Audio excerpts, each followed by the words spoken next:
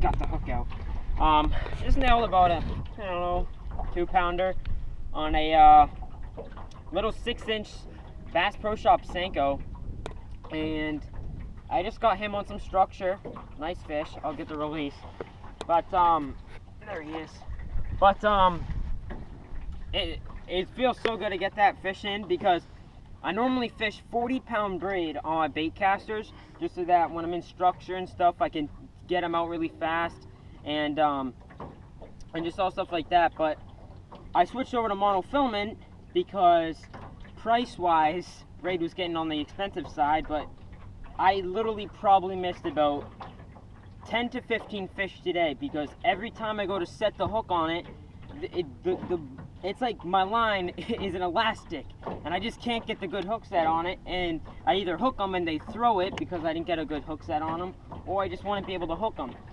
So definitely when I get back from fishing, I'm definitely going to go get some braid and spool it up, because I had enough of this monofilament stuff, I'll tell you that. So we'll get back to you when you get another fish. Okay, folks of kids fishing, and it's been probably, I'd say, about a half hour since my last little video clip, and we were just listening to some music, just having fun, messing around, and I was casting along the shoreline, and next thing you know, I got whaled on. I thought it was like a 5-pound largemouth, but of course it is about a 1-pound smallmouth. If you never caught a smallmouth, smallmouth are a lot stronger than largemouth, and I think they're a lot more fun to catch.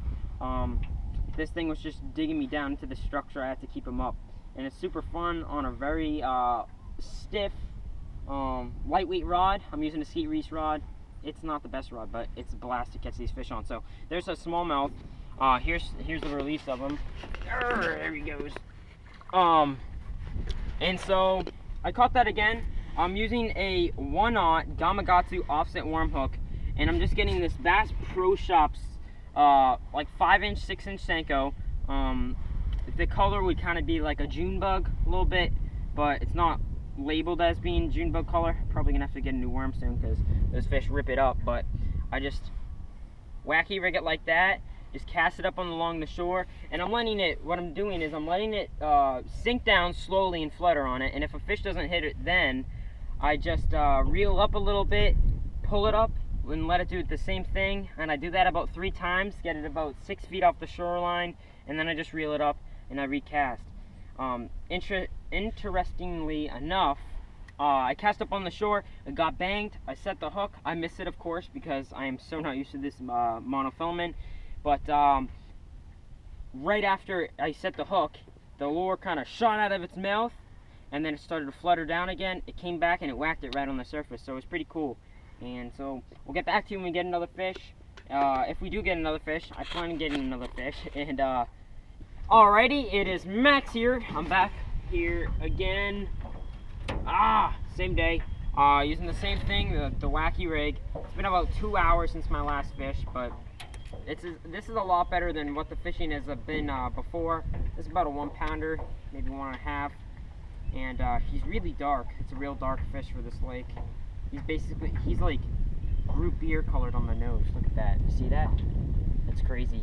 So it's another nice fish. There he goes. Again, I'm using a little 1/0 Gamakatsu offset worm hook, and I got that paired up with a Bass Pro Shop senko, using 12-pound monofilament line. Not very pleased with monofilament at all. I'm going back to braid, and I'm using 20-pound fluorocarbon leader. I caught this guy all the way back in the structure, and he actually got me all wrapped up. So what I did is I just opened my bail and let him sit there for like a minute, and he eventually swam out, and I got him in. But for this time of year, we got really warm water and stuff. This is a pretty decent day so far, so I'm very pleased, and we'll get back to you when we get another fish, if we do. So that's Jake, and that's his fish. It's about a solid 2.5 pounder. He's pretty short, but he's really bulky, so we're gonna get some photos. We'll get the release. He caught him on just a little 1/0 circle hook on a Bass Pro Shop senko, And I mean, this thing was barely hooked, so we're pretty lucky. We got him in though. Nice fish. All right, so we're wrapping up the day here. We've been out here for probably, let's see, I don't know, 6 hours. So a pretty long day. And we got some fish. We lost quite a few fish, but overall, the quality fish we caught was about a 3-pounder, about a 2.5-pounder, and about a 1-pound smallmouth. We got another like 1-pound smallmouth. Lost some that spit the hook in the boat, but we got some nice fish, especially for this time of year. Very satisfied. So thanks for watching this episode of Kids Fishing TV. Be sure to rate, comment, and subscribe. Until next time, God bless, and tight lines.